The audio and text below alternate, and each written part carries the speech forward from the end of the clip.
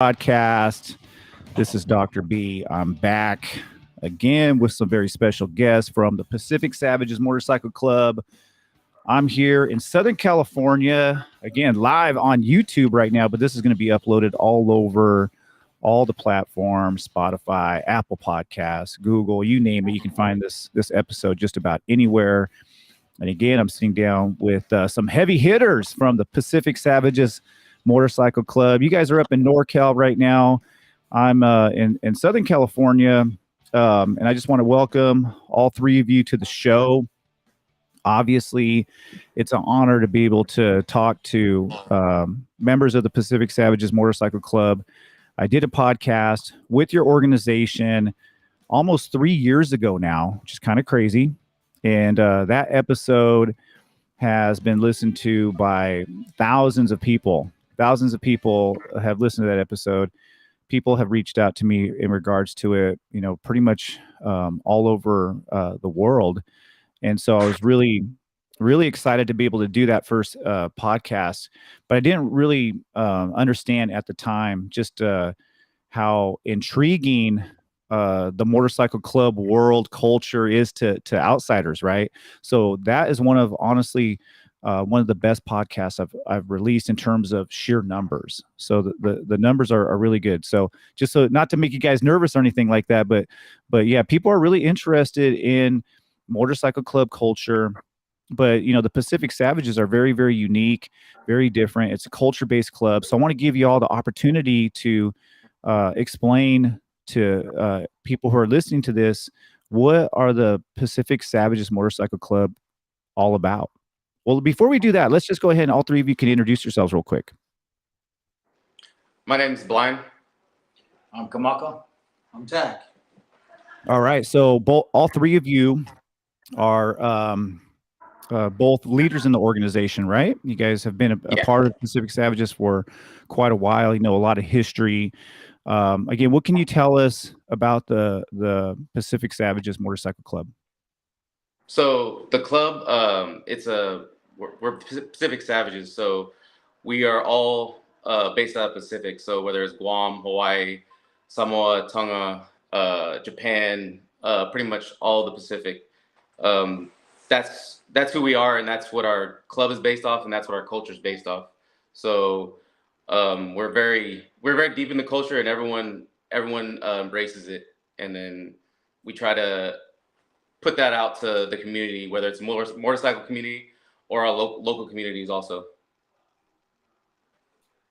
Kamaka, Kamaka, you're one of the original founders of the club.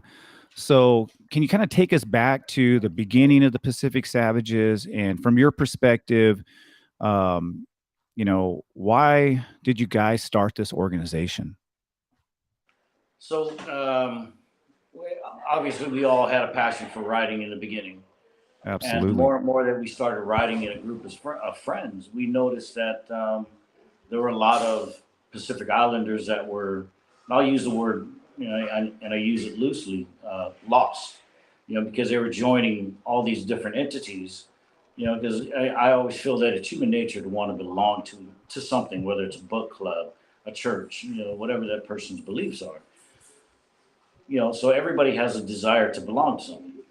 So with us seeing that all these Pacific Islanders were joining all these other clubs, and we didn't really have something for our own people to go to culturally, we thought it'd be a good idea to go ahead and start something for ourselves, something for our people to gravitate to, and that's really, really the base of why we wanted to start this Pacific Savage.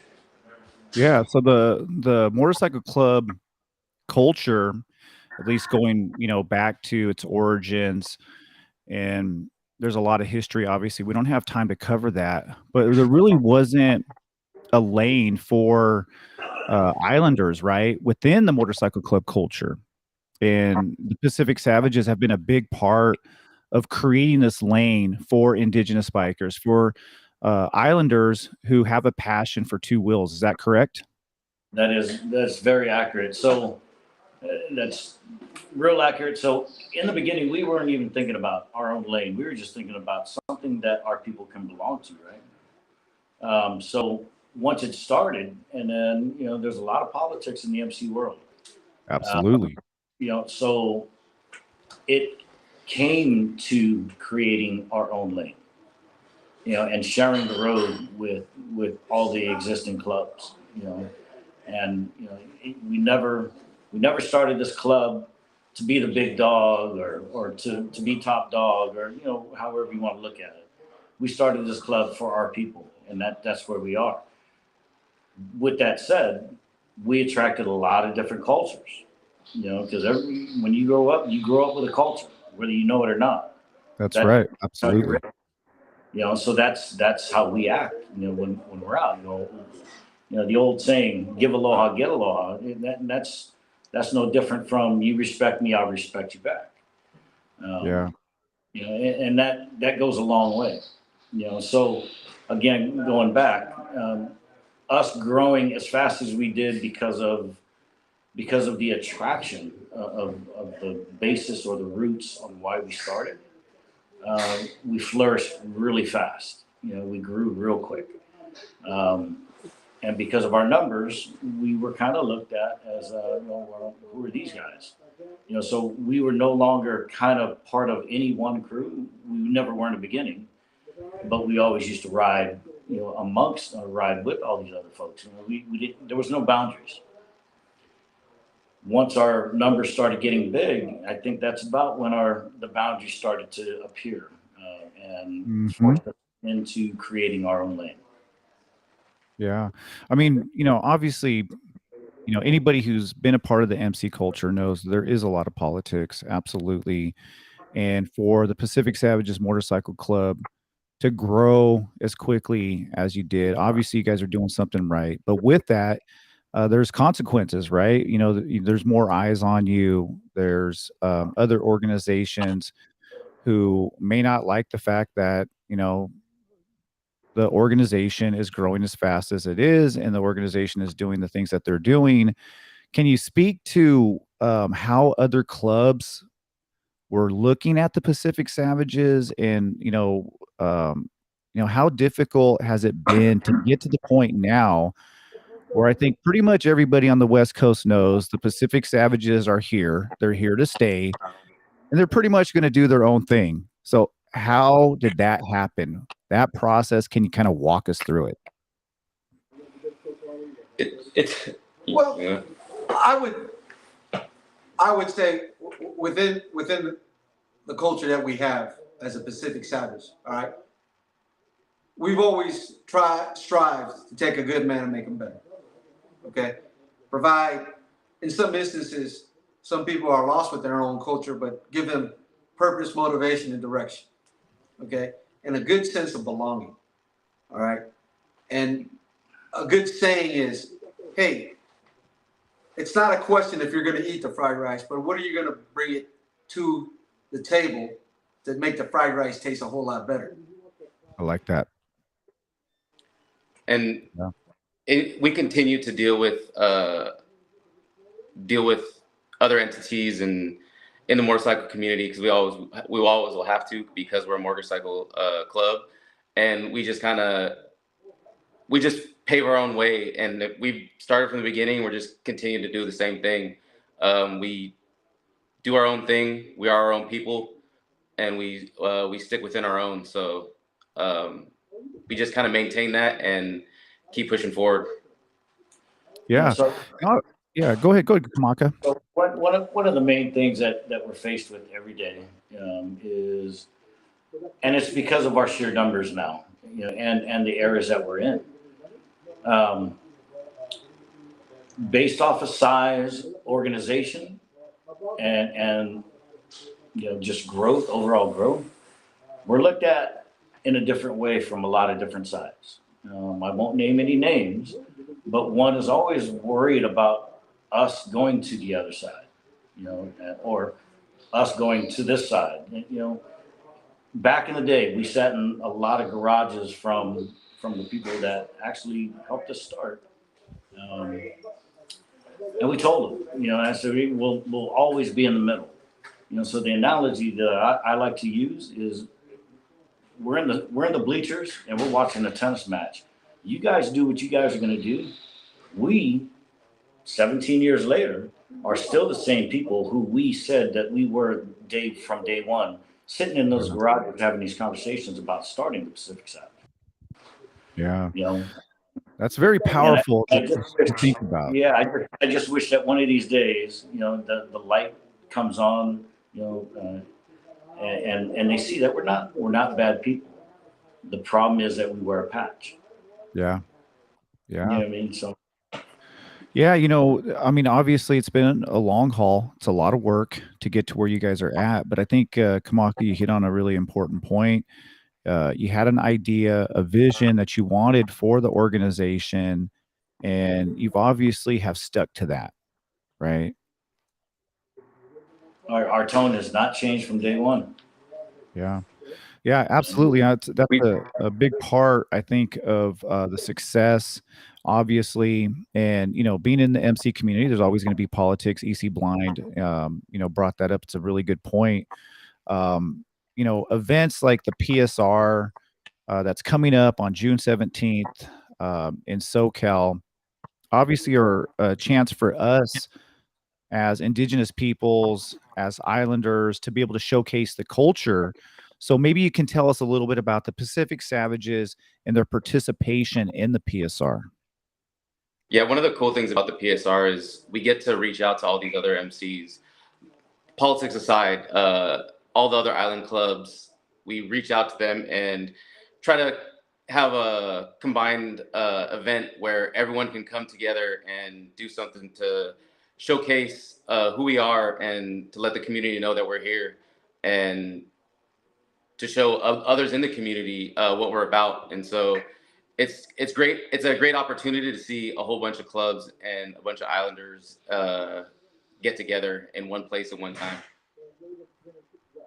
Absolutely. So, Bernard, I'll add to that. So not too far ago, politics, as you know, are very heavy within the MC world, and those politics forced us to kind of close our shell a little bit and kind of stick to our own, if you will.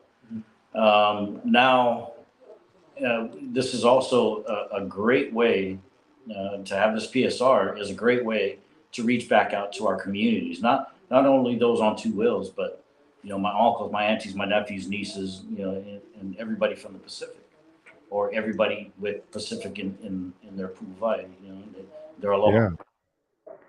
So it's our way of reaching back out to our community, to letting our community know that we're here, for all of us. It's not just the enjoyment of riding on two wheels. It's about supporting and embracing your culture. Yeah, that's such a good point, and I think that's what separates maybe the Islander biker set from other MCs is that we really do push the culture, being a part of the community. I would never say that any other MC isn't about the family, but bringing our families to these events and sharing our culture with each other, and eating some of the best food you could possibly eat, right? Enjoying yourself with others who are like-minded. I mean, this kind of separates us from others, I think. And the PSR, it's not just a motorcycle club event, right? This is a community event. And I know Tack loves his fried rice. Obviously, we're going to have a lot of good fried rice at this event. There's just going to be incredible vendors. There's going to be an area for the kids. We're going to have a bike blessing, kava ceremony. I mean, this event really is multifaceted, and it's a chance for us to kind of showcase the best of our cultures, not just for us on Two Wheels, but who we are as indigenous people, who you all are as islanders. And families can come out. You don't have to ride a motorcycle to come out and enjoy these events, right? Brings up a good point. We are now reaching out. Okay, we have the Island Savages Car Club.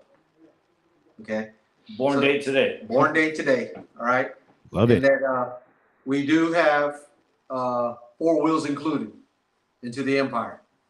And it's low riders, it's trucks, Euros, imports, you know, and so forth. It's a great opportunity for everyone that doesn't have motorcycles, but is within the car club community, to come out and join us and participate. You don't have to join; just come on out there, meet us, and have a good time doing it. Yeah, I mean, so I mean, obviously the Pacific Savages MC, there's other components to this, right? I mean, we're not talking about just, brothers on two wheels. There's a lot of um, events that you all put together that include not just people who are interested in motorcycles, but include a wide array of people within our community. And I think that's what's really interesting about the PSR is that yes, you have motorcycle clubs coming together, putting this event on, but it's not just a motorcycle club event. This is really a community event. This is a chance for us to, showcase our best vendors, to showcase our culture with live performances. Again, family friendly. There's going to be a kava ceremony, a bike blessing, live music. I mean, there's just a lot going on, and I think that's what's really powerful about this movement. And we talked about it a little bit earlier, but I want to reiterate is that this is a vision from Indigenous Brothers on Two Wheels to be able to have an event like this, to be able to showcase something that's unique to our cultures. So if you had to explain to somebody who was just kind of unfamiliar with what Islanders do and how we like to have a good time, let's just start with TAC. Can you explain TAC to just the average person? Like, why should they just come out and just enjoy this event with us? Well, one, everyone has a good time. Yes. 2, it's a source for networking. Okay, we have real professionals, whether they're in the medical field all the way up to the fire department within our rank and file. If anything, take a high school kid that's just looking for something to get into, something to just talk to. It could be anything mechanical, it could be military, it could be just anything. There's someone within the Savages. We have quite a few welders, okay, and they've actually helped young men and women, okay, get into that career field, having nothing to do with joining the MC. They just come out to support. The big thing about the culture, all right, is helping one another, okay, paying your respects to your elders and appreciating all the hard effort that they put together so we can enjoy the moment that we have in the sun at that particular moment in time. Yeah, perfectly said. Kamako, do you want to add something to that? Yeah, I mean, it's a lot of people have the perception that a motorcycle club is throwing an event, that it's all motorcycle club based type events at that event. Not true at all. Especially with ours. You got good food, you got entertainment, you got good company. Everybody from the community. So again, like Tack said, it's a great place to network, especially if you're a small business owner or you just a Pacific Islander or not that just wants to come out and enjoy a good time, good food, good entertainment. It's a positive vibe. Great people, Always a good vibe. great people with great conversation. So yeah, I mean, I think it's a good point. It's not just for Islanders, it's not just for Indigenous peoples, it's for everybody, right? So it's a chance for you. Let's just say you're living in the SoCal area and you've always wanted to learn a little bit more about the Pacific Islander culture, a little bit more about Indigenous peoples. This is a good chance for that. Yep. It's a good way for people to come in and see us in pretty much our own environment. So when you go to any of our events, you're gonna see wise kids, little kids running around. That's just how we always are. That's how our culture is. We're always deep into our families, and you'll always see that reflected in our community. and at most of our events, especially this PSR one. It is a family event. You're going to see, like you said, not only just motorcycles, but there be some cars there as well. And it's just an event for everyone, whether you're Islander, Howley, black, white, whatever, it doesn't matter, Mexican. Anyone can come and enjoy themselves and see what we're all about. You're going to get some good entertainment. Like you said, good vibes, and as always, good food. Yeah, absolutely. I mean, the first event that we put together a year ago was a major success, right, in SoCal, and then we had another one up in Northern California, which is a major success as well. So obviously, we're building, momentum here. We want to continue to do this. And would you agree that the point of the PSR, again, Pacific Sovereignty Run, is to be able to not just showcase our culture and obviously our good food, our good fried rice, right? The company that we like to keep, but also this idea of being independent and being free to do the things that we do that are reflective of who we are. That term sovereignty is very important. So maybe you can touch upon what does that mean exactly? What does the Pacific Sovereignty Run mean? That word sovereignty. I want you guys to kind of touch on that. I'll go ahead and start. You guys can add to it. So again, Kamaka, e Hawaii, I am Hawaiian. My land has been taken over and overrun. And it's too late to come back to change it back now. Although we have all of this, different events and protests on the current government, the way we're being ran, and we'll never overturn it back to the island. So all we can do is just sovereignty, sovereignty movement, sovereignty this, and just keep, and that's basically just to keep that culture alive, because it's too far gone to revert back now. And that's so the Pacific Sovereignty Run. Me personally, that speaks deep to me because of my lineage and the history, of losing our land. I personally have family that used to own land that was taken away from them, which is now called Waikiki. So that means a lot to me. So sovereignty, not only the sufferings of the Hawaiian people, but the sufferings of all Pacific Islanders. And if you're not a Pacific Islander, even if you can just relate to sovereignty wherever you're from, because we're a big melting pot, right? That's right. Infuse that word sovereignty somewhere within your lives, no matter where you're from, and let it mean something to you, and then come out and have a good time. That's really yeah. I mean, I think this idea of, we can't go back in time, right, in reverse, all the wrongs that have been done. But what we can do is move forward in a good way, and to be able to do the things that we do, and share our culture, not just with each other, right, as Pacific Islanders and Indigenous peoples, but share our culture with other people, and be able to pass that on to our children in a good way. I mean, there was a time, Kamaka, that I know that when our cultures were being suppressed, right, and we were being told you can't speak the language, you can't practice your way of life, and there was this massive effort to negate who we were as Indigenous peoples, whether you're Pacific Islanders, whether you were Filipino, or whether or not you were Native American. And now we're living in a different time, and we get to practice our ways openly, and we get to do the things that we enjoy. For us, it's being on two wheels, right?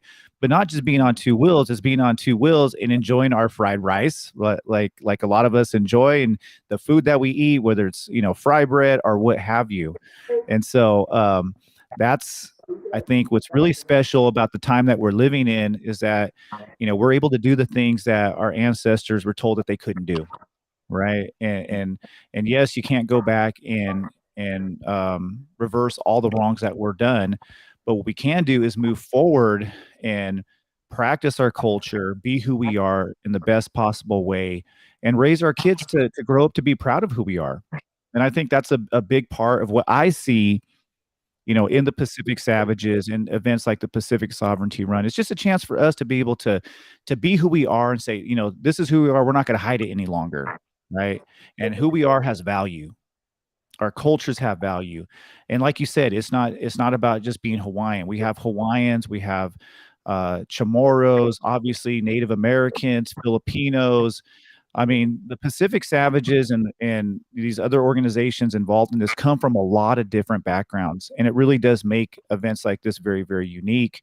Um, obviously, I feel like the Pacific Savages is one of the better organizations out there that showcases the best of our cultures. But I know that there's other motorcycle clubs involved in this.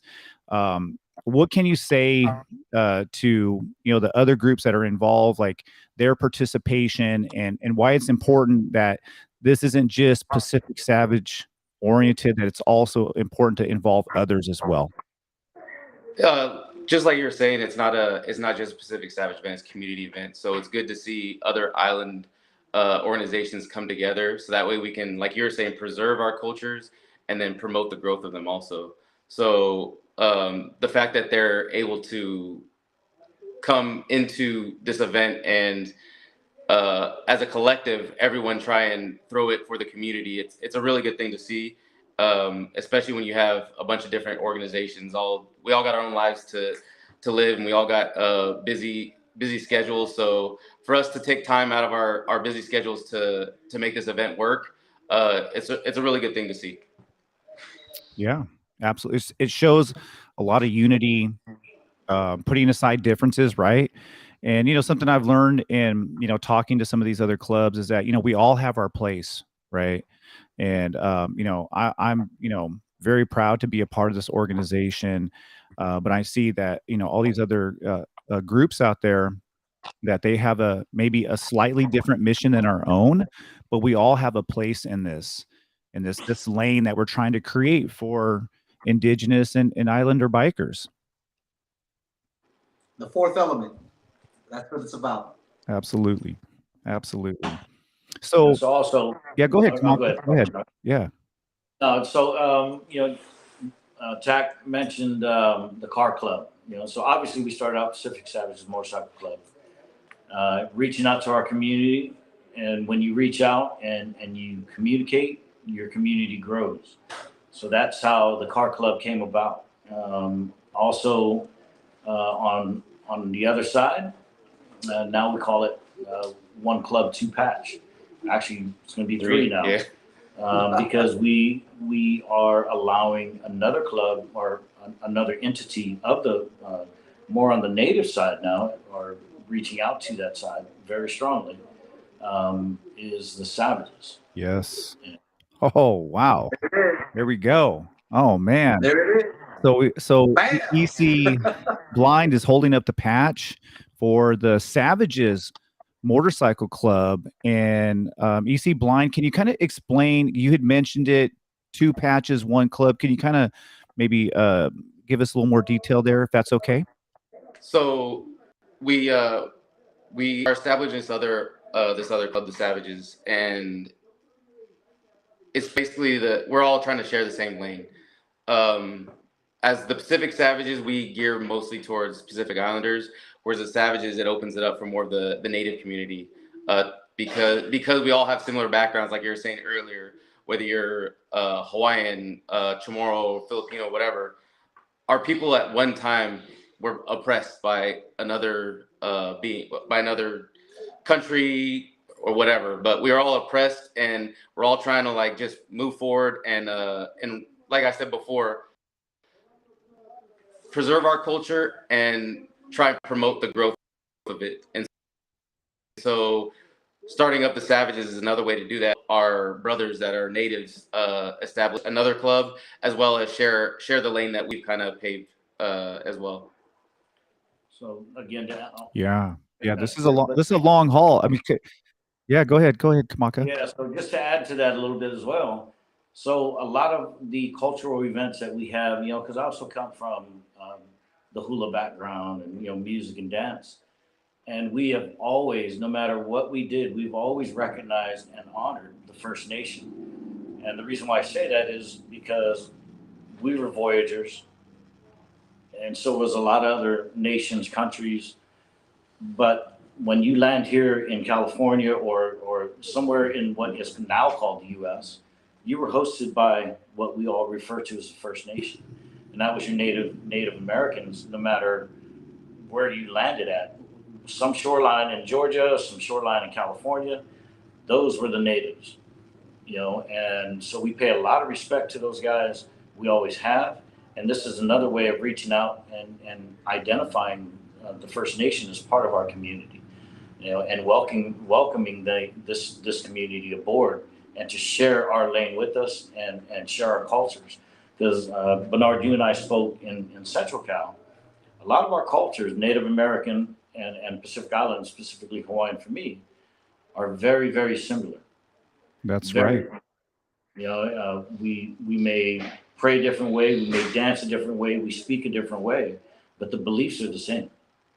Absolutely. Yeah, that's perfectly said. And obviously I'm really excited because when I came on board with the Pacific Savages, I I'm not an islander, right? I come from a native background to North America, and but I saw so many similarities in terms of the way that we did things, and I just felt like, yeah, the culture is different, but the value system, right?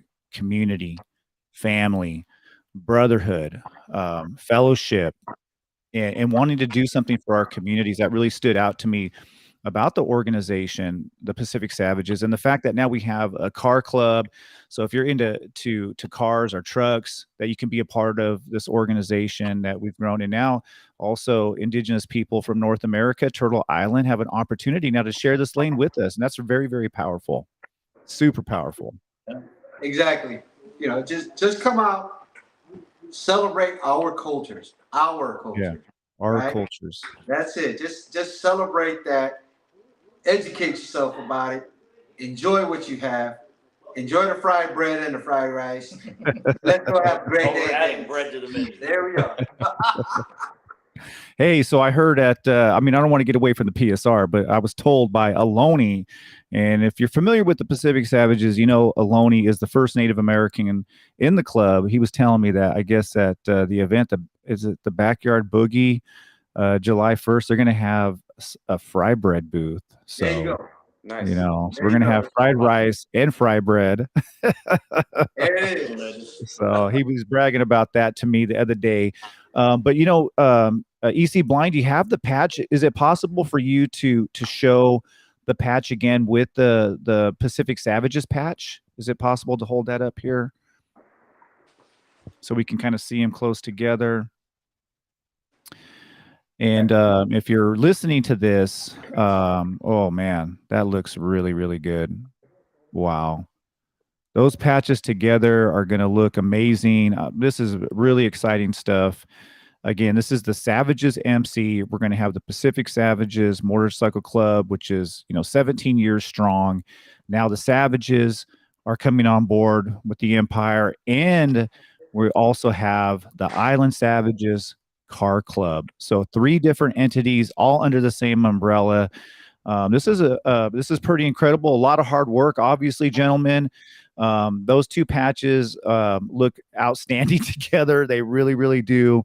Wow. All I can say is wow. This is good stuff. But you all know there's a lot of hard work that goes into this, and this life, the MC world's really not for everybody. So I want to know what keeps you all going. Kamaka, you've been here from the beginning. I have a picture of you, and it's in the original OGs. Like, what keeps you all going and keeps you motivated to kind of stay the course? I know every club has its ups and downs. Members come and go, but what keeps you all going? For me personally, I'm still trying to, and maybe it'll never close, but when you're part of the original group that has the vision that started it all, I guess I'm kind of looking for closure and for it to be complete. But with all the new entities, the new faces, the new cultures that are continuously inbound into the program, I don't think it'll ever be complete. And I don't think, now that I think about it, I don't think I ever want it to be complete, because it's a moving education. It's a moving It's evolving. involvement, and I just really enjoy seeing everybody having a good time and belonging to something, going back to what I said earlier, because it's human nature to want to belong to something. And when I see people strongly believe in what the original thought of was, for us to open this, that in itself is inspiring. Although despite all the headaches and everything else that certain individuals bring with it, but There's that's definitely a how, lot of headaches. yeah, Yes. that's the nature of the beast, right? But no, that's what keeps me going, Bernard, is just keeping us moving and seeing that we're moving forward in a positive motion. To the community, ambassadors to the community, empowerment, and just the sheer brotherhood that we share. Yeah. I don't that we can actually, if I went and grabbed any one of these guys here, I don't think I would. I don't think I would be able to say that I don't trust any one of these guys. Yeah. Such a good point. That Mm-hmm. has a lot. Yeah. EC Blind, something you want to add to that? Yeah, I mean, I love this organization. I've been a part of it for a long time now. It's what's crazy. Tak and I, we were stationed together in Korea like 19 years ago, and the Savages, we met. I hadn't talked to him in like 7 years, and then just happened to go to my first Incredible. deploy and see him ride up on a motorcycle, and yeah, it's crazy, and it's brought us back together. But yeah, I love the organization. I love being a Sav. I love riding. That's one of my favorite things. I love riding, and I get to do both in one. So yeah, it's a fun life to live. I just like fried rice.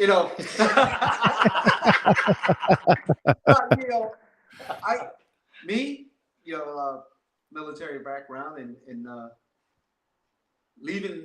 retiring out of it, going into the Savages was something that the Savages didn't need me. I needed them, and it was a perfect transition for me. I was able to be Tak, not what my former life was, but just be Tak. And then watching our members grow from the poi process all the way up to full patch is a beautiful thing. Not only do you help them individually, but the tribe collectively, right? And watching these guys make honest mistakes, picking them up, dusting them off, telling them, hey, this is how you do it. Don't let this happen again. And watch them become an asset instead of a liability. It's a beautiful thing, taking a good man and helping them try to become a better part of himself. That's what I really enjoy about it. That's such a good point. I mean, obviously the brotherhood and the fellowship it's pretty incredible in the club.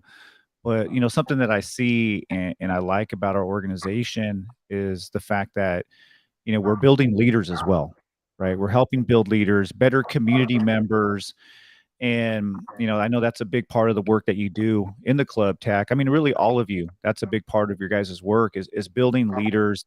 And I feel the Pacific Savages, MC, what's really impressive about it, I know I'm a member of the club obviously now, but even when I look back at is the leadership. You guys have very, very strong leaders, and there's a push to build up individuals so that they can too lead as well. And you see that in the way that we operate. Obviously, we want to share too much about the way that we go about our business. Some of that is for us. It's not for outsiders, but I do know that there's a lot of time and a lot of effort goes into training people and making sure that people are on point. And I know, Tak, that you share a lot of responsibility in that. And the way that you do it, I really do appreciate it because I feel like kind of going back to things that we were talking about earlier with, how our cultures have been oppressed. I think one of the things that we always had as indigenous peoples, whether it's islanders or Native Americans, is we kind of had these rites of passages, right? That we becoming a man and becoming a better person. And we kind of lost that over the years. And I think that the Pacific Savages has kind of brought that back for young men to be able to join an organization that they can be proud of, where they can practice their culture, but more importantly, just become better fucking human beings, right? And that's what we need in our community: stronger men. Yeah, better human beings and stronger men. And I feel like that's what the Pacific Savage MC builds in this organization, is a better man. A better man is going to make for a better community, a better husband, a better father. Would you all agree? I definitely 100%. 100%, 177%. I love it. I love it. I love it. There you go, man. So before we get out of here, I don't want to take up too much of your guys' time, but I would love to hear a story, maybe a lesser known story that hasn't really been put out there about the Pacific Savages Motorcycle Club. It could be a ride that you went on, just a great memory that you have about the club, something that you did, or just something that just always sticks with you. I have a real good one, good example. All right. Chief Dave went back when we were with the Rongo tribe at the time, San Francisco. We had a pule out there, and there was Chief Kue was out there, was one of our guests, and had our meeting and went to go eat. Well, a bus showed up at the restaurant we were at, okay, and there were a lot of these old folks. They were getting ready to go to Reno, okay. Bus broke down. It was raining sideways. We seen all these people come in, and we immediately noticed they were elder Asians. So we went out there, opened up the doors, and helped them come on inside and so forth. And one of the elderly ladies says that, "Oh, my son is in there. He's got the broom, you know, the broom." And we were laughing, and then come to find out it was Ina's mom. It was Ina's mom. But the whole thing about it was that they felt comfortable with us. They recognized that patch, and they felt comfortable and at ease. And we stayed with them, made sure that we're taken care of. We also made sure that they were enjoying themselves up until the next bus came and picked them up. You know, giving back to the community, helping our elders as we were taught as children, but to share collectively with each other and making something happen for those elders. That's probably one of the most memorable things that I really, really hold on to Pacific Savage.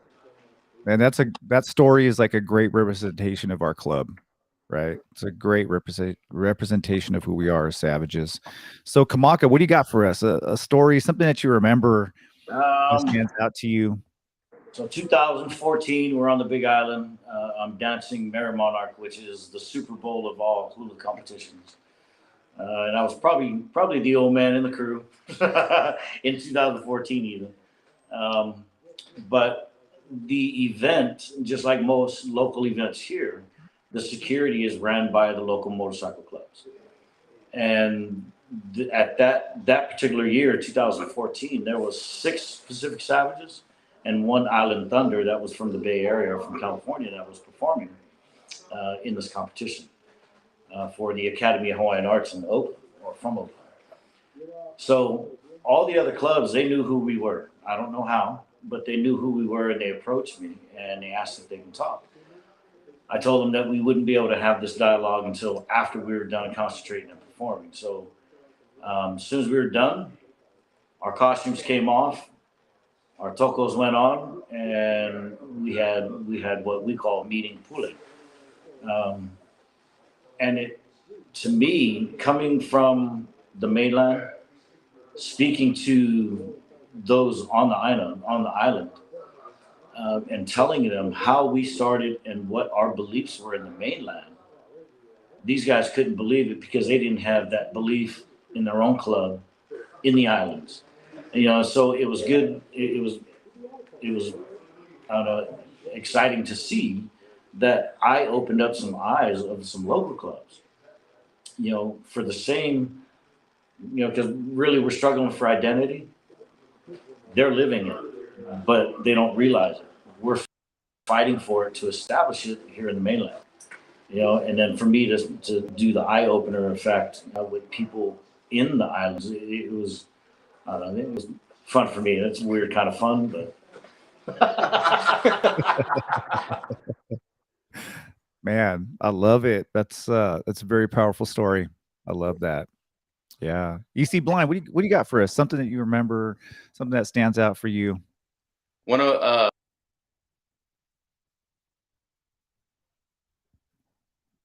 Oh, looks like we lost our feed here for a second. Yeah, go ahead. Go ahead. Start over, Blind. It looks like we lost you for a second. Go ahead. Yeah. So I remember one ride. I was actually living in SoCal at the time, and we had one of our rides coming up here to Street Vibes up in Reno. And so the day we left, the weather said, I think it said like 75 or 80 degrees or something like that.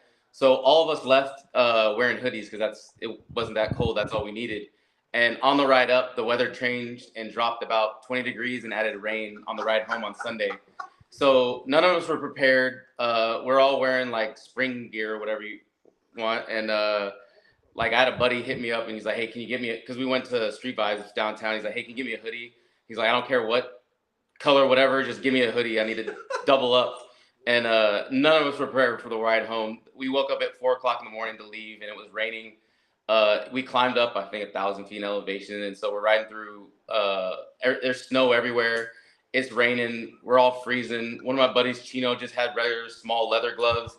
He's got his hand on the top of his rear motor head just to try and see if he can warm it up.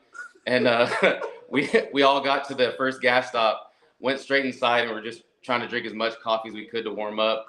And it's one of those rides where at the time it sucked, but when you look back, it's one of those funny moments. And then I definitely learned after that, I don't care what the weather says, I'm prepared for anything because it sucks riding in the rain and the extreme cold when you're not equipped with the right riding gear. But Bernard, Absolutely. the best thing about that, they looked good. Hey, well, I'll say this. We look really good. We always look good. That was the longest miles ever. Yeah, I mean, that's one thing about the Pacific Savages, and we didn't really get a chance to talk about. I'll just briefly mention that our club likes to ride, and you have to be on your bike to be in the club, right? You can't not not want to ride your bike and become a Pacific Savage member. And I've put a lot of miles on my bike since I have started with the club, and just so many incredible memories and incredible rides. And yeah, freezing my ass off. I have quite a few of those already. But you know, one of our mantras, it's about the passion for the ride. I mean, we love to ride. The Pacific Savages and Kamaka, maybe you can tell us a little bit about this, but I feel like the Pacific Savages are some of the best riders, some of the best on two wheels. And you know, when you become a Pacific Savage, and this is somebody who's, you know, talking from a perspective of a new member, that, you know, you're kind of re-socialized to become a different kind of rider. So maybe you can speak to that, Kamaka. As Pacific Islands, you know, I said earlier, we were voyagers. Now we just do it on two wheels. That's right. Yeah, so, I mean, we do have a lot of good riders. We got a lot of loose cannons, you know, and I'm sure every club out there does. Yep. But you know, you join the club and you already know how to ride. You're still going to get trained, you know, riding in a pack, or just learn, you know, your surroundings. You know, so there is an education process. I don't care what your riding level is, and maybe you come in and we can learn from you. You know, but no, it's. I think it's all in just practice and the amount that we do ride, that people become very familiar and very comfortable with riding. So it may appear that they are a good rider. You know what I mean? Then we have those that I just take their keys from them and just never let them ride again next to me. We'll push them to the island Savages. They can they could be on four wheels. Yeah, we'll put them on four wheels. Exactly. We have our own standards, and for the most part, the amount of miles that you're going to be putting in, you'll learn how we ride. eventually. So Yeah. yeah, it's Yeah. it's just one of those things you learn as you put in those put all those miles in. It's a Yeah. The first time I rode with really rode with the Pacific Savages, I thought I was gonna die. I really did. I thought I wasn't gonna die. We were splitting lanes in SoCal, and I've told this story before. And I really, it was a wake up call. I was like, holy shit, this is a different kind of riding style. And I thought I was a really good rider, but I'm out in the San Joaquin Valley. There's just nothing but dairies and endless straightaways, right? And of course, the Pacific Savages started in the Bay Area, and riding up there is can be really, really dangerous. Maneuvering throughout traffic. Obviously, SoCal traffic can be really crazy. But yeah, I have a lot of respect for your guys' writing style. And you're right, Kamaka. Just riding with us, you're going to become a better rider. Absolutely. Yeah. So just 7 days away. Puna posted up here, 7 days away. SoCal Annual Pacific Sovereignty Run 2023, June 17th at 11 a.m. is the bike blessing. So TAC, we're not going to have any delays, right? This thing's getting off right on time. As far as I understand, the current time. Yeah, right now it looks pretty good. Okay, so we're getting a little bit of some audio issues there, but basically, I'm gonna let's see here. Oh, looks like we had some, we lost them, y'all. We had some audio issues, but yeah, TAC's going to get this event right on time. It's going to start again, 11 a.m. is the bike blessing, open to all riders. We're going to have a kava ceremony. If you know anything about Islanders and Native Americans, our events aren't just events. They're also there's a spiritual component, a ceremonial component to that, and you'll see that here at the Pacific Sovereignty Run. Again, it's open to the public. 12 p.m. is when really everything kicks off. Food, drinks, raffles, some amazing vendors. Again, the PSR SoCal coming up just in 7 days. It looks like we lost Kamaka, EC Blind, EC TAC, but that's all right. Much love and respect to the Pacific Savages Motorcycle Club. And I just have nothing but appreciation for this organization and for all the organizations out there, for Puna, for being one of the major organizers of the PSR. And all the vendors are going to come out, all the people who put a lot of hard work into this event. So with that being said, this is the 7th Generation Podcast. We're going to start our outro music. Again, this is Dr. B, a.k.a. Merciless. You can see if you're watching this here on YouTube, Pacific Savages Motorcycle Club, Mainland. I love it. Let's go, everybody. Got to come out June 17th, Buena Park, California, the Elks Lodge, 7212 Melrose Street, 12 noon. It's going to be a good time. Going to have a lot of fun. If you miss out, we'll have another one 2024. But don't miss out. Let's go. Let's do this. Again, the 7th Generation Podcast. Till next time, y'all. Peace.